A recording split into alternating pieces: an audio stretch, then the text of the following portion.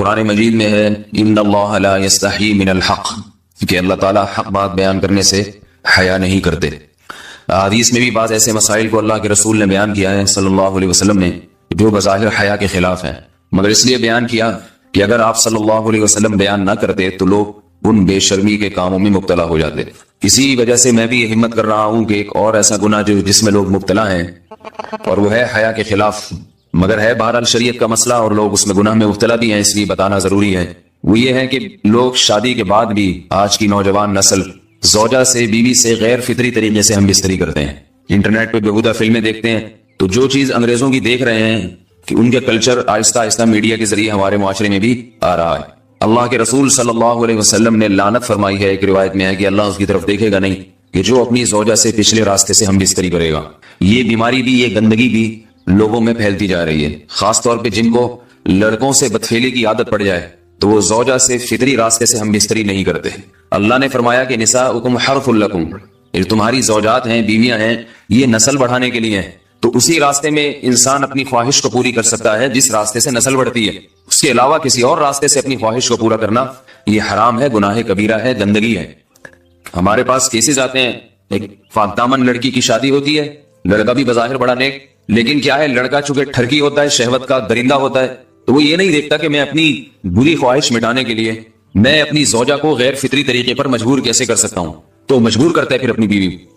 اس میں جو عورتیں زیادہ پاک دامن نہیں ہو، نیک نہ ہو، یا ان کو یہ ڈر ہو کہ طلاق ہو گئی تو ہم کہاں جائیں گے، وہ پھر اپنے شوہر کے ساتھ اسی غیر فطری طریقے پر آمادہ ہو جاتی ہیں، اور اس کا عذاب اور اس کا وبال یہ ہوتا ہے کہ کچھ دنوں میں ان کو بھی اسی کی لت پڑ جاتی ہے۔ انسان جب بھی کوئی غیر فطری راستہ اختیار کرتا ہے، آخرت کا عذاب تو بعد میں، دنیا کا عذاب یہ آتا ہے کہ پھر اس کو لذت فطرت میں آتی نہیں ہے، تو جو راستہ اللہ نے رکھا اس میں اس کو لذت نہیں آئے گی، وہ گندگی میں ہی گھسنے کی کوشش کرے گا، اس کی بھی فطرت خراب ہو جاتی ہے، اور جس کے ساتھ یہ بدفعلی کی جائے اس کی بھی فطرت خراب ہو جاتی ہے، وہ بھی پھر کسی کے قابل نہیں رہتے۔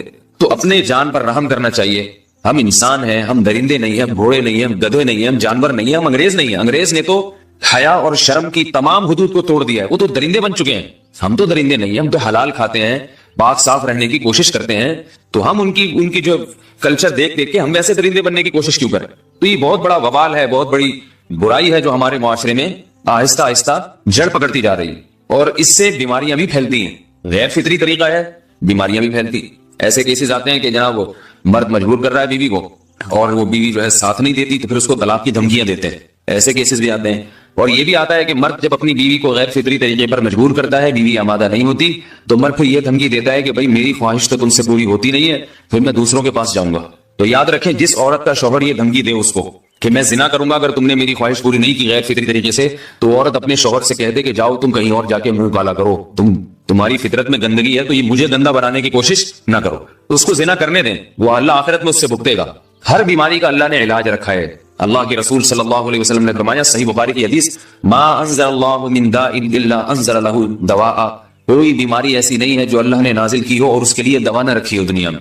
تو اگر کسی کو ایسی لت پڑ گئی ہے غیر فطری کام کی تو اس کو چاہیے کہ وہ اپنا علاج کرائے، ڈاکٹر سے بھی رابطہ کرے، اور سب سے بڑا علاج یہ کہ کچھ وقت صبر کرے گا، چھوڑ دے گا کچھ عرصے کے لیے، تو خود بخود آہستہ آہستہ صحیح ہو جائے گا۔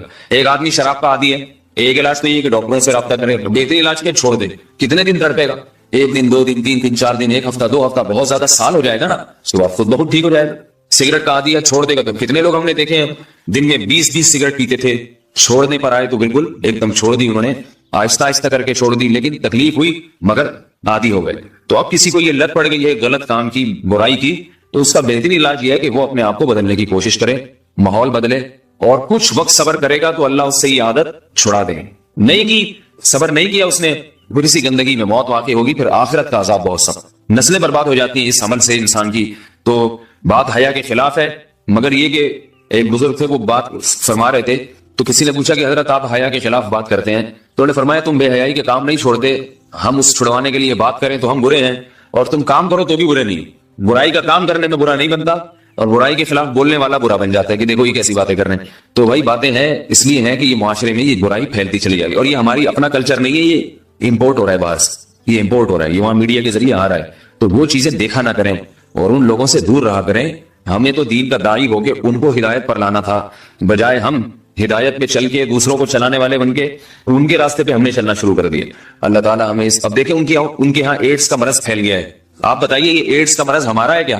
یہ بیماری ہماری ہے یا ان کی ہے؟ ہمارے یہاں بیماریاں ہیں، کھانسی ہے، نزلہ ہے، ٹھیک ہے نا، بلڈ پریشر ہے، شوگر ہے، یہ بیماریاں ہماری ہیں. کوئی اللہ کا شکر ہے گندی بیماری ہمارے یہاں نہیں ہے. جتنی گندگیاں ہیں وہاں سے آ رہی ہیں. ایڈز کا مرض وہاں سے امپورٹ ہوا ہے. وہ ایڈز کا مرض اسی بدفعلی کی وجہ سے پیدا ہوتا ہے، اسی سے جراثیم پیدا ہوتے ہیں، اور اتنا خطرناک مرض کے ایسے متعدی ایسے پھیلتا ہے. افغانستان میں ایڈز کا ریشو 0 تھا، 0. وہ جانتے نہیں تھے کہ ایڈز کا مرض ہوتا کیا ہے. جب سے امریکن آرمی، برطانیہ آرمی افغانستان میں آئی ہے، فوجی آئے ہیں، افغانوں میں ایڈز کا مرض پھیل گیا ہے. انہوں نے وہاں بدفعلیاں شروع کر دی ہیں. تو وہ تو حالانکہ ان کے لیے زنا کتنا سستا ہے، کتنا سستا ہے نا ان کے لیے زنا، پھر بھی وہ لڑکوں کی طرف مائل ہوتے ہیں.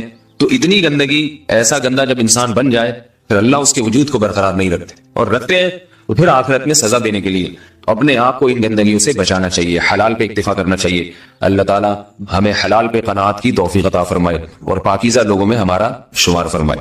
اگر شادی شدہ عورت 40 دن میں بھی ایک دفعہ، اچھا بھائی دیکھو یہ حیا کے خلاف مسائل جو ہے نا یہ اس چینل پہ نہ پوچھا کرو. مرد پر لازم ہے کہ کم سے کم 4 مہینے میں بیوی سے ایک دفعہ وہ لازمی ہم بستری کرے. تو اگر وہ 4 مہینے میں ایک دفعہ بھی نہیں کرتا تو پھر جو ہے وہ دیانتاً ذمہ دار ہوگا. اس بات کا خطرہ ہے کہ وہ گناہ گار ہو، کیونکہ حضرت عمر رضی اللہ تعالیٰ عنہ نے قانون بنایا تھا کہ 4 مہینے سے زیادہ کوئی بیوی سے دور نہ رہے. تو کم سے کم اتنا ہے لازمی. تو اس سے زیادہ بھی اگر کوئی مرد بیوی کے قریب نہیں آ رہا تو پھر وہ ظالم کہلائے گا شریعت کی نظر. حج کے دوران باقی ہر عورت اور ہر مرد کے حالات مختلف ہوتے ہیں. بعض عورتوں میں خواہش زیادہ ہوتی ہے، بعض میں کم ہوتی ہے. یہ نیچرل ہے، اس کا کوئی اس سے تعلق نہیں ہے کہ عورت کوئی بری ہے. بعض دفعہ عورت میں یہ خواہش نفس بہت زیادہ ہوتی ہے، اس کی ریکوائرمنٹ بہت زیادہ ہوتی ہے، تو لوگ پھر مرد اس بیوی کو برا سمجھنا شروع کر دیتے ہیں، حالانکہ اس کا برائی اور اچھائی سے تعلق نہیں ہے. جیسے مردوں میں صحت کے لحاظ سے اور ان کے جو مینٹل ہیلتھ ہے اس کے لحاظ سے مردوں میں فرق ہوتا ہے، کسی میں خواہش بہت زیادہ ہوتی ہے، کسی میں کم ہوتی ہے. تو اس طرح خواتین میں بھی ہوتی ہے، بہت سی پاک دامن عورتیں ہوتی ہیں لیکن ان میں ڈیزائرز بہت زیادہ ہوتی ہے. تو یہ سب کی الگ الگ اللہ نے فطرت بنائی ہے. تو میاں بیوی اس کو ایک دوسرے کو بہتر سمجھ سکتے ہیں کہ کس کی کیا ڈیزائرز ہیں. بہرحال اگر مرد میں عورت کی ڈیزائرز پوری کرنے کی طاقت نہیں ہے، عورت میں بہت زیادہ ڈیزائرز ہیں، مرد میں کم ہے، تو ایسی صورت میں عورت پھر مرد سے طلاق مانگ سکتی ہے کہ بھائی میں سیٹسفائی نہیں ہو پا رہی ہوں اور میری ریکوائرمنٹ زیادہ ہے. تو مرد اگر طلاق دے دے تو اچھی بات ہے، نہیں دے تو پھر عورت کو چاہیے اسی کے ساتھ گزارا کرے. ہاں اگر 4 مہینے تک بھی مرد بیوی کے پاس نہیں آتا ہے تو پھر مرد پر لازم ہے کہ عورت کے مطالبے پر اس کو وہ چھوڑ دے، کیونکہ پھر تو جوان عورت کو بہرحال گناہ کا خطرہ ہے. جسمانی تعلق نہ رہنے سے نکاح پر اثر. لاہور سے نے پوچھا اگر میاں بیوی کا آپس میں کوئی جسمانی تعلق نہ ہو تو کیا نکاح پہ کوئی فرق پڑے گا؟ نہیں، اس سے کوئی فرق نہیں پڑتا. جب تک شوہر طلاق نہیں دے گا نکاح ختم نہیں ہوگا. یا اگر شوہر جان بوجھ کر بیوی کا حق ادا نہیں کرتا اور 4 مہینے سے زیادہ اس سے ریلیشن قائم نہیں کرتا اور بیوی بھی جوان ہے، اس کو گناہ کا خطرہ ہے، تو پھر وہ عدالت میں کیس کر سکتی ہے اور پھر اس کا ایک پروسیس ہے کس طرح سے نکاح ختم ہوگا، تو اس پروسیس کو فالو کر سکتی ہے وہ. تو خلاصہ یہ ہے کہ شوہر گناہ گار تو ہوگا کہ اس میں طاقت بھی ہے اور بیوی بھی جوان ہے، تو کیوں اس کا حق ادا نہیں کر رہا، لیکن نکاح خود بخود ختم نہیں ہو جاتا. بیوی بچوں سے کتنا عرصہ دور رہ سکتے ہیں؟ بندہ کام کی وجہ سے 2 سال ملک سے باہر رہتا ہے، کوشش کے باوجود چھٹی نہیں ملتی، کیا اتنی دیر بیوی بچوں سے دور رہنا جائز ہے؟ نامعلوم. بھائی دیکھیں، ایک تو ہے حضرت عمر رضی اللہ تعالیٰ عنہ کا مشہور واقعہ ہے کہ آپ نے کچھ خواتین سے پوچھا تھا کہ عورت کتنا صبر کر سکتی ہے مرد کے بغیر، تو بعض صحابیات نے بتایا کہ 4 مہینے. تو حضرت عمر نے قانون بنایا کہ جو مجاہدین محاذ جنگ پہ لڑ رہے ہیں 4 مہینے سے زیادہ دور اپنی بیویوں سے نہیں رہ سکتے. تو اس اصول کا تقاضا یہ ہے کہ وہ زمانہ بھی پاک دامنی کا زمانہ تھا، نیک لوگ تھے، تو اصول یہی ہے کہ 4 مہینے انتہا ہے عورت کے صبر کی.